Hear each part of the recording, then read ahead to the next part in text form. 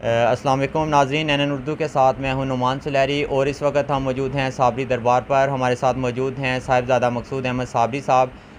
ہم ان سے بات کریں گے، انہوں نے جو اس معاشرے کی اور خصوصاً یہ جو چکری روڈ کا ایریا ہے، اس کے لیے ان کی بہت ساری کاوشیں ہیں۔ یہاں پر یہ ایک قرآن محل جو ہے وہ تعمیر کر رہے ہیں، اور اس کے علاوہ انہوں نے جو چکری روڈ کا نام جو ہے وہ تبدیل کرنے میں بہت ساری اپنی جو ہے وہ ایفرٹس کی ہیں، جس کے بعد اس کا نام تبدیل کر کے غوث اعظم روڈ رکھ دیا گیا ہے۔ انہی سے ہم بات کریں گے۔ یہ مختلف کتابوں کے مصنف بھی ہیں، تقریباً 40 سے زیادہ ان کی تصانیف ہیں، تو ان سے ہم بات کرتے ہیں۔ السلام علیکم سر۔ وعلیکم السلام ورحمۃ اللہ وبرکاتہ۔ اچھا سر، یہ بتائیں کہ سب سے پہلے تو جو آپ نے قرآن محل کا جو تعمیر کا آغاز کیا ہے، وہ کام کہاں تک پہنچا ہے، اور اس کے کیا فوائد جو ہیں وہ، کیونکہ ہم دیکھتے ہیں کہ یہاں پر مختلف مقامات پر جو ہمارے مقدس اوراق ہیں ان کی بے ادبی ہو رہی ہے، تو اس حوالے سے آپ نے ایک بڑا اچھا انیشیٹو لیا، تو یہ کہاں تک پہنچا کام؟ سب سے پہلے تو میں آپ کے چینل کا شکریہ ادا کروں گا کہ جنہوں نے اس چینل میں وقت نکالا اور میرا اس میں انٹرویو لیا۔ جہاں تک قرآن محل کا تعلق ہے، میں نے ایک قرآن محل کے بارے میں سوچا تھا اور اس کے لیے 5-6 سال تک جگہ ڈھونڈتا رہا۔ پھر اس جگہ مجھے استحال میں ملی، وہاں میں نے قرآن محل کی تعمیر شروع کی اور زمین سے نکل کے تقریباً 14 فٹ کی بلندی تک پہنچ چکا ہوں۔ زمین کے اندر 85 فٹ ہے وہ۔ تو اس کے بعد پھر میں نے اپنے ڈھوک لکھن میں ایک قرآن محل جنازہ گاہ کے ساتھ تعمیر کیا مکمل طور پہ۔ اس میں حاجی غلام مصطفیٰ صاحب میرے دوست ہیں، کلہم سرمایہ ان کا لگا ہے، جگہ بھی ان کی ہے، اور انہوں نے اس کو تعمیر کیا۔ اس کے بعد اسی ڈھوک لکھن میں ایک جگہ ہے، اس کا نام ہے ڈھوک ستھال، قبرستان کے ساتھ ہی ایک قرآن محل ہم نے بنا لیے ہیں، جو زمین کے اندر کام مکمل ہونے کے بعد زمین سے اوپر بھی 20 فٹ جا چکا ہے۔ اس کے بعد اب اس میں پلستر، ٹائل، فرش وغیرہ کا کام باقی ہے۔ تقریباً 9-10 لاکھ روپے لگ گئے ہیں، اتنا ہی اور لگنا ہے۔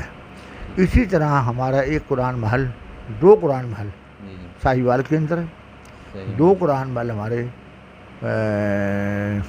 اکاڑا کے اندر۔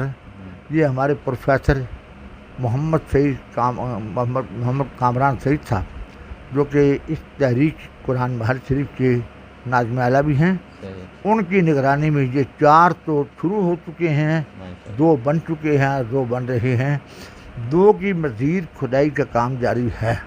اسی طرح ہمارے ایک دنڈا شاہ بلاول میں ہمارے دوست ہیں، حضرت طارق صاحب ہیں، اور اس کے ساتھ سید محمد شاہ صاحب اوان، انہوں نے بھی، مہر محمد اوان صاحب، انہوں نے بھی اپنے مدد آپ کے تحت ایک قرآن محل صوت الفلاح تنظیم ہے ان کی، اس کے زیر اہتمام ہمارے مشورے سے وہاں پہ بہت بڑا قرآن محل تعمیر کیا ہے۔ اللہ تعالیٰ کو جزائے خیر عطا فرمائے۔ اسی طرح کوٹلی آزار کشمیر کے ایک علاقہ ہے، اس کا نام ہے سرساوا، سرساوا کے اندر بھی ایک قرآن محل بن چکا ہے آزار کشمیر میں۔ یعنی ہمارا کام ساہیوال سے چلا، پنڈی سے چلا ساہیوال، اور ساہیوال سے چلا آزار کشمیر تک، مختلف جگہ پہ بہت سارا کام ہو چکا ہے۔ الحمدللہ مزید کام جاری ہے۔ اس میں کوئی ضروری نہیں ہے کہ ہم نے 100 بنانے ہیں یا 200 بنانے ہیں، جو ہمارے سے ہو سکا اپنے حصے کا کام کرنا ہے۔ شہید قرآن اوراق کی جو بے ادبی ہو رہی تھی، اس کو بچانے کے لیے میرے پاس کوئی اور منصوبہ سمجھ میں نہیں آیا۔ جو میری سمجھ میں آیا وہ یہی ہے کہ کنواں بنا کر اس کے اوپر ایک بلڈنگ تعمیر کی جائے اور خوبصورت سا گنبد بنا دیا جائے، تو اس سے پھر یہ ہوتا ہے کہ وہ محفوظ ہو جاتے ہیں، اور جو قرآن پاک کے اوراق وہاں چلے جاتے ہیں وہ پھر نکل جاتے ہیں۔ اچھا، اس کا کوئی طریقہ کار بھی ہے کہ جن لوگوں کے پاس اس طرح کے مقدس اوراق ہوں، قرآن پاک کے شہید نسخے ہوں، تو وہ کس طریقے سے آپ تک پہنچا سکتے ہیں؟ اس کا بھی کوئی انتظام ہوگا؟ وہ کسی بھی طریقے سے پہنچانا چاہیں وہ ہمارے پاس پہنچا سکتے ہیں۔ جب وہ ہم تک پہنچ جائیں گے، پھر آگے اس کو ڈسٹریبیوٹ کرنا، قرآن محل کے اندر دفن کرنا، یہ ہماری ذمہ داری میں ہے۔ ٹھیک ہے۔ اچھا، اس کے علاوہ یہ بتائیں کہ آپ نے چکری روڈ کا نام تبدیل کرنے کے لیے بہت سارے جو ہے نا وہ کوششیں کی ہیں، تو کیا اس کا کیا مقصد تھا؟ مقصد صرف یہی ہے، لفظ چکری۔ ٹھیک ہے۔ میں کوئٹہ میں گیا تو وہاں پہ ایک تقریب سے میں نے خطاب کیا، دربار یوسف شاہ ہدا جیل روڈ پہ، تو جب فارغ ہوا تو مجھے کسی نے پوچھا کہ کہاں ہوتے ہیں؟ میں کہی پنڈی. کہنے لگے پنڈی تو بہت بڑی ہے. میں کہی چکری روڈ پہ. تو اس بندے نے فل بدی مجھے کہا، کہتا ہے وہاں سارے چکری رہتے ہیں. پر یہ لفظ مجھے لڑ گیا تو میں نے اندازہ لگایا. میں کہا یار چکری گاؤں کا تو ہم تبدیل نہیں کر سکتے، لیکن یہ جو بلا وجہ کا نام استعمال ہوا ہے 37 کلومیٹر کا ایریا ہے، بسکٹ فیکٹری چوک سے لے کر انٹرچینج تک. اس علاقے کا ہم نے پھر راجہ احمد نواز صاحب کے دور میں، جب وہ ناظم تھے تحصیل ناظم، ان کے دور میں ہم نے ان سے کہہ کے اس روڈ کا نام غوث اعظم روڈ رکھوایا. مقصد صرف اتنا یہ ہے کہ غوث اعظم رضی اللہ تعالیٰ عنہ اللہ کے ولی ہیں، ولیوں کے سردار ہیں. ان کے نام کی نسبت سے ممکن ہے جہاں پر جو مرجع برائیاں اور جو ایک طریقہ کار چلا آ رہا ہے ایک دوسرے کی دشمن داری کا اور بے حیائی کا، عریانی کا، فحاشی کا، ہم سمجھتے ہیں کہ اللہ والوں کی بدولت اس کام میں تھوڑی سی کمی آ سکتی ہے. اچھا حضرت یہ بتائیں کہ جو آپ کی مختلف تصانیف ہیں، جو آپ نے کتابیں لکھی ہیں، اس حوالے سے ہمارے ناظرین کو کچھ بتائیے گا کہ کون کون سے موضوعات جو ہیں جن کے اوپر آپ نے زیادہ تر کتابیں لکھی؟ میرا جو سب سے زیادہ پسندیدہ موضوع ہے اور بچپن سے مجھے بزرگوں کی طرف سے وصیت ہوا ہے، وہ ہے شان اولیاء کرام، اور بالخصوص اس میں سوانح عمری، یعنی جن لوگوں کے حالات اس سے پہلے متعارف بالکتاب نہیں ہیں، کسی کتاب میں ان کا ذکر نہیں ملتا. میری تمام کتب اٹھا کے دیکھ لی جائیں تو اگر 2000 اولیاء اللہ پہ میں نے کام کیا ہے تو اس میں سے 1600 اولیاء اللہ وہ ہوں گے جو اس سے پہلے کسی کتاب میں ان کا ذکر نہیں ہوگا. باقی 400 کتابیں، 400 بزرگ ایسے ہوں گے جو کہ کچھ لوگوں نے اپنے آستانوں پر کتابیں چھاپی، پمفلٹ چھاپے، اشتہار چھاپے، اخبار میں آیا تو وہاں سے ہم نے اس کو نقل کیا. تو یہ ہم نے تقریباً ابھی تک 2000 اولیاء کاملین پر کام کیا ہے، اور کتابیں جو ہیں اس وقت میری تقریباً 40 کے قریب تعداد بن چکی ہے.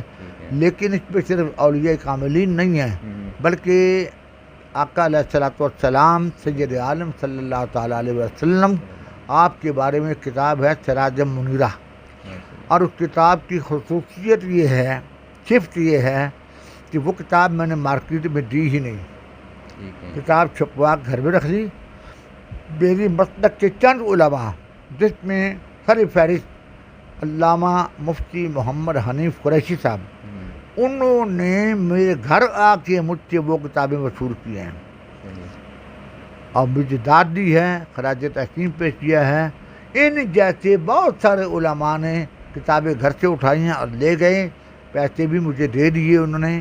اور وہ کتاب اس وقت آج کی پوزیشن میں، آج کی تاریخ میں میں یہ کہہ سکتا ہوں کہ آج سے 2 دن پہلے میرے پاس وہ کتاب بالکل ختم ہو چکی ہے. اسی طرح میں نے معاشرے پر ایک کام کیا ہے، اس کا نام ہے یہ حسن معاشرت. حسن معاشرت نام بتا رہا ہے، اس میں کسی قسم کی کوئی مسلکاً عقیدے کی بات ایسی نہیں ہے، لیکن معاشرے کے لحاظ سے جو برائیاں ہم میں موجود ہیں، ہم جو برائیاں کرتے ہیں، ان برائیوں کا ذکر بھی ہے، ان کا سد باب بھی ہم نے لکھا ہوا ہے کہ اس کا سد باب کیسے ہو سکتا ہے. اسی طرح اپنی ماں بہن بیٹیوں کے لیے، جوان آدمیوں کے لیے، بوڑھوں کے لیے، مردوں کے لیے، عورتوں کے لیے، بیویوں، بھانجیوں، بھتیجیوں اور بیٹیوں کے لیے یہ ایک بہترین میرا پیغام ہے. اس کا نام ہے نصاب شریعت. اس میں 2000 سوال اور 2000 جواب ہیں. یہ دیکھ لیں، 2000 سوال، 2000 جواب. اگر کسی گھر میں یہ موجود ہیں تو ان کو کسی قسم کا مسئلہ پوچھنے کے لیے کسی عالم دین کے دفتر میں جانے کی ضرورت نہیں پیش آئے گی. وہ گھر میں ہی اس کتاب کو دیکھنے کے بعد غسل کے، وضو کے، میت کے، ہر قسم کے مسائل پر اس پہ استفادہ کر سکتے ہیں. اسی طرح یہ کتاب ہے کرامات اولیاء، اولیاء اللہ کی کرامت پہ. لیکن خالی کرامات کا بیان کر دینا بڑا آسان کام ہے، لیکن کرامت کو استدلال کرنا، اس کو ثابت کرنا کہ یہ اس کا ماخذ کیا ہے، وہ ہم نے اس میں الحمدللہ دونوں کتابوں کے اندر 2 کتابیں، ایک کتاب ہے، اس پہ ہم نے یہ کام کیا ہے. اسی طرح یہ ہماری کتاب ہے یہ وارثان علم و حکمت. اس میں بہت سارے اولیاء کاملین 200 سے زیادہ ان کا ہم نے ذکر کیا ہوا ہے، اور اس میں کچھ لوگ ایسے بھی ہیں جو زندہ ہیں اور بڑی بڑی خدمات ہیں ان کی، ہم نے ان کا بھی ذکر کیا ہے. تو وہ بھی کام الحمدللہ، یہ کتاب بھی میرے پاس تقریباً 1 درجن کے قریب رہ گئی ہے، ختم ہو چکی ہے۔ اس کے بعد یہ سراج منیرہ پہلے بتا چکا ہوں، اس کی آپ بنا لیں، یہ بالکل ختم ہو چکی ہے، اس وقت میرے پاس موجود نہیں۔